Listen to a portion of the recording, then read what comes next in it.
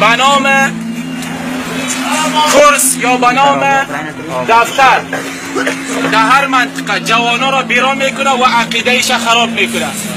مردم افغانستان 199%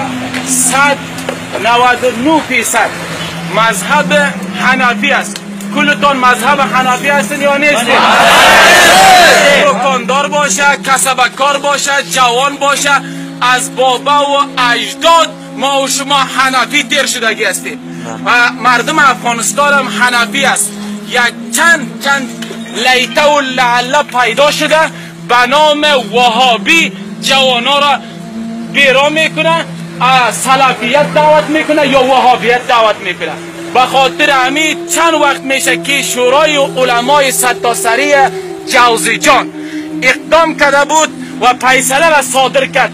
بالاخره قطعینا به امرای مناظره، به امرای گفتمان یا به امرای نشست حل نشد.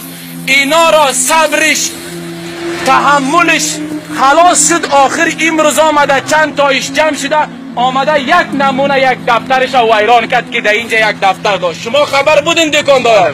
در اینجا دفترشان بود، دفتر وهابیت بوده در اینجا. این را از بین بود. آینده هم ادامه داره. اینا علما به امرای شما جوانا، به امرای شما مردم ولایت جوزجان در مقابل وهابیت جدی و جدی‌تر است و مبارزه میکنه. نمیمونه در آینده یک وهابی در ولایت جوزجان. زنده باد علمای حق، زنده باد علمای حق.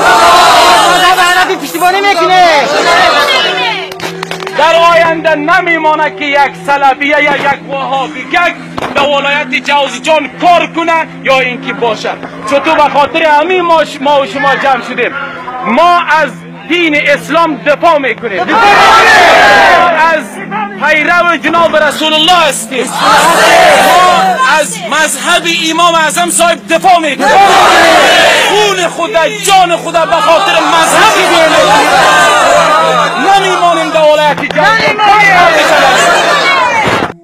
بیگاه ما در یک جای بودیم، جرو بحث ریاضی بود که عامل نپذیرفتن یک تعداد علما یا عامل همین قدر تشنج جور کردن از این گپا چی است که علما زیادتر تحریک میکنه عوام در این مسائل.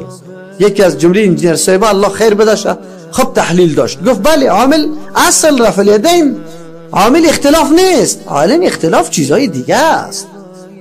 او مولوی صاحب او پیر صاحب دکانداریش بند شده، او مولوی صاحب اون چیزی که سابق برش میرسید دو از بین رفته، عالی حیثیت خود موقف خود در حالت خطر دیده، چون خود خوب کلان معرفی کرده بود دلسوز دین اما خدمت نکرده، ملت عالی را میشناسه. اگر واقعیت ها را اعتراف بکنه ملت برش میگه که خوب مولوی صاحب این قدر سالات تو اینجا تیر کردی چرا ما را آشنا نساختی با حقیقت دین. اینجاست که حیثیت یه آدم خیلی پایین میاد. با مو خاطر که اینالی موقع داده نشوه برای فهمیدن مردم که مردم واقعیت را درک بکنه، او اینمی مسائل چی میکنه؟ در زبان میگیره، ایره زمزمه میکنه، ملت را تحریک میکنه. وگرنه چی گپ است؟ عالم است.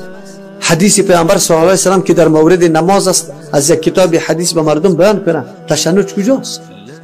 مردم مثل که به مو سنت خودشان عمل بکنه احترام قائل است، به یک سنت دیگه رسول الله صلی الله علیه و سلم احترام قائل است. اما یه علما به این خاطر که حالی مردم بازم دینمی عرج مرج باقی بمونه، حتی به گپای تو گوش نمانه. گوش چرا که گوش من باز تو خود فهمیده میشی. اینجا خیانت اینمی عالم بری تو واضح میشه که عالم در حق ما چقدر خیانت کرده. آن چیزی که سبب نجات حقیقی ما و اساسی ما بود که توحید بودی تولی را ما را برای ما بیان نکرد. پدرم بابایم وفات کرد، پدرم وفات کرد، مادرم وفات کرد، کاکایم وفات کرد به می عقیده شرکی. اینجاست که یه علما چنبالک بند میکنه، اینمی موضوعات در دمی روی انداخته رویستن. چی گپ است؟ یک آدم میکنه نمیکنه چی گپ است؟